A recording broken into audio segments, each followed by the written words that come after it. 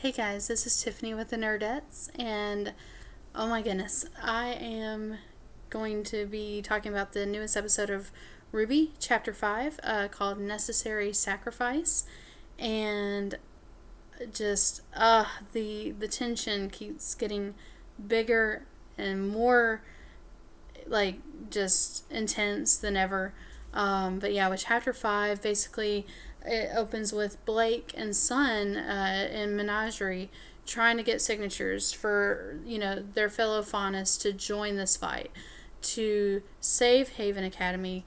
And no one really wants to fight. And it really, Blake is talking to Sun about it. She's like, these people came here to get away, to escape fighting. They left all these places to come here to Menagerie to get away from the fight. But what they don't really realize is that with Adam taking over the White Fang, and it's going to be everywhere, and definitely in Menagerie. So the fight is going to come to them whether they realize it or not. And a lot of the people they've gotten to a point where they're really thinking of themselves and not everyone else. So, but yeah, basically she talks about how, which I think we all kind of do this with every person that we meet. There's always a word, at least one word that you can always use to personify that person. Like she says that Ruby personifies or epitomizes purity, and Yang is strength, and different people are different things. And she talks about how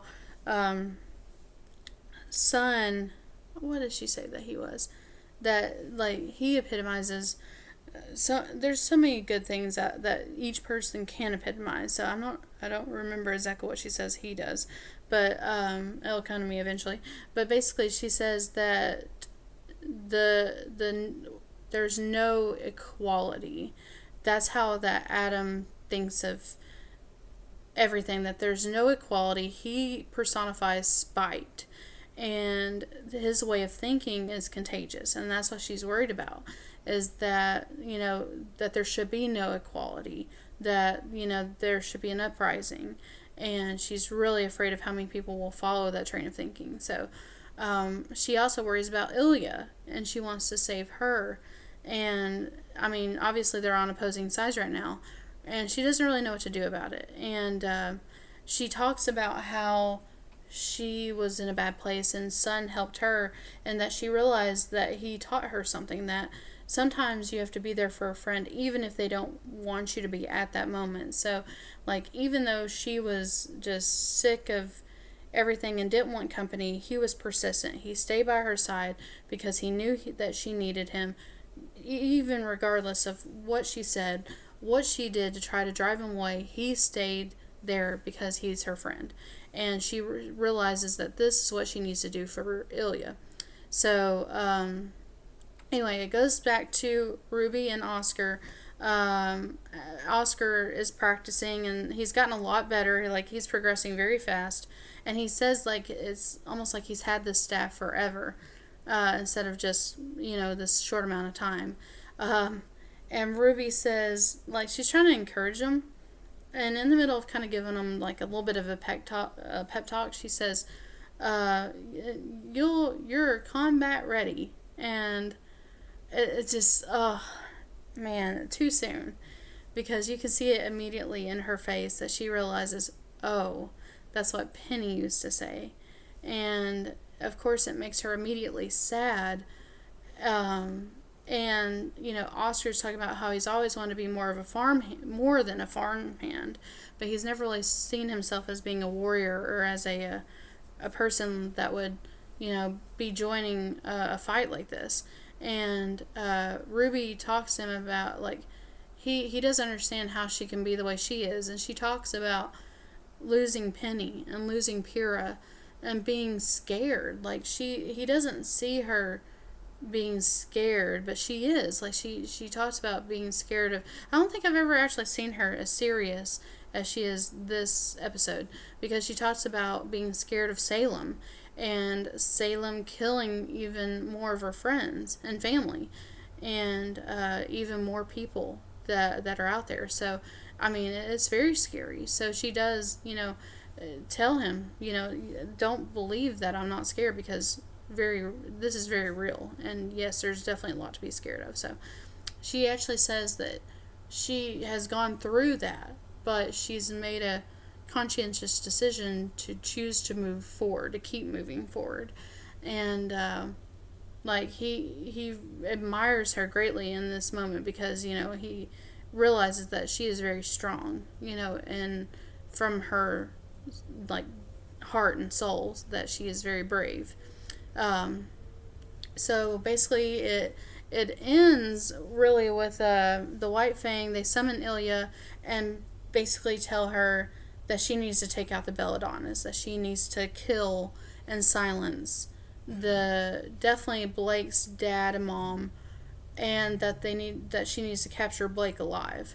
And they have already killed a messenger that was trying to warn someone, or warn, I'm not sure, maybe Ilya or something, I'm not sure. But they've already killed a messenger that was incoming with a warning. And so yeah, Ilya's been given the task of going back to Menagerie, killing Blake's parents, and also capturing Blake. So who knows what's going to happen with this. This is insane. So but yeah, that was Necessary Sacrifice. And that actually, the title goes back to when the White Fang are talking to Ilya. They talk about how, the Adam has taken over as a leader of the White Fang, and that Sienna was a necessary sacrifice.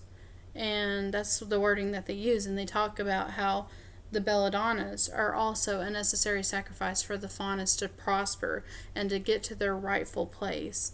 So it's really, I mean, she's kind of seeing this through the rose-colored glasses that they want the Faunas to see it in, that instead of the fact that they're oppressing them and using them for this war, that and all under this guise of them trying to actually grow the Faunas, that they're doing the things for their own ends. So unfortunately, Ilya's going down this path and doesn't see that right now. So it's kind of hard to watch, especially with her being Blake's friend, as she was and has been in the past. So I mean, they used to be very close. So for her to have to face this, I'm not sure how that's going to go. So, but yeah, definitely we'll be reviewing more RWBY.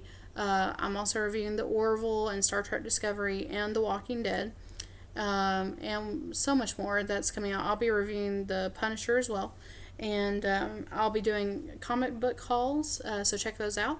I have unboxings of Loot Crate and Loot Anime and Scotchbot Japanese Snacks, Owl Crate, and I'll be getting Anime Bento and Think Geek Castle. So check those out.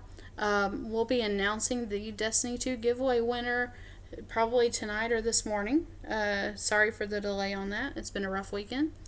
And we'll be announcing our next giveaway. And it's actually 2 things we're giving away next time. And I know you guys are going to love that. So check out that video as it comes out. Go ahead and subscribe so you can be the first to hear about those giveaways. And definitely want to give back to you guys. So really appreciate it. And hope to see you guys back. Bye, guys.